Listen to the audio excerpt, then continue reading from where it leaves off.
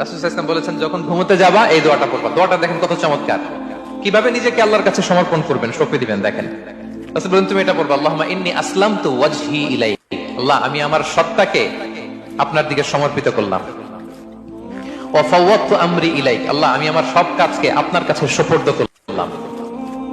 ওয়া আলজাতু যাহরি ইলাইক, আল্লাহ আমার পিঠকে আমি আপনার কাছে আশ্রয় রাখলাম। সুবহানাল্লাহ করবেন না? আমরা যখন ঘুমাই আমাদের পিঠটা বিছানার মধ্যে লাগাই না?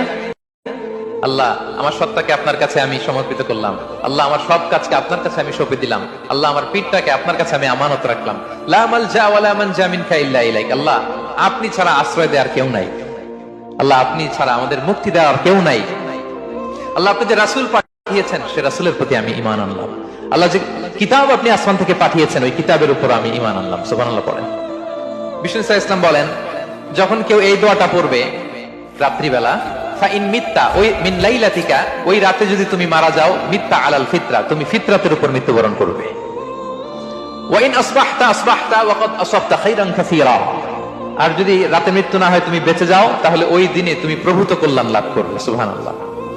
তাহলে বলেন এই দোয়াটা পড়ার দরকার আছে না নাই? এই দোয়াটা যদি কেউ পড়ে সে মারা গেলে ওই রাতে ফিতরাতের উপর মারা যাবে। ফিতরাতের প্রথম অর্থ কি বলছিলাম? সবাই বলতে হবে, কি বলছিলাম? তাহলে এই দোয়া পরে রাতে মারা গেলে সে মুসলিম হয়ে মারা যাবে, ঠিক কিনা?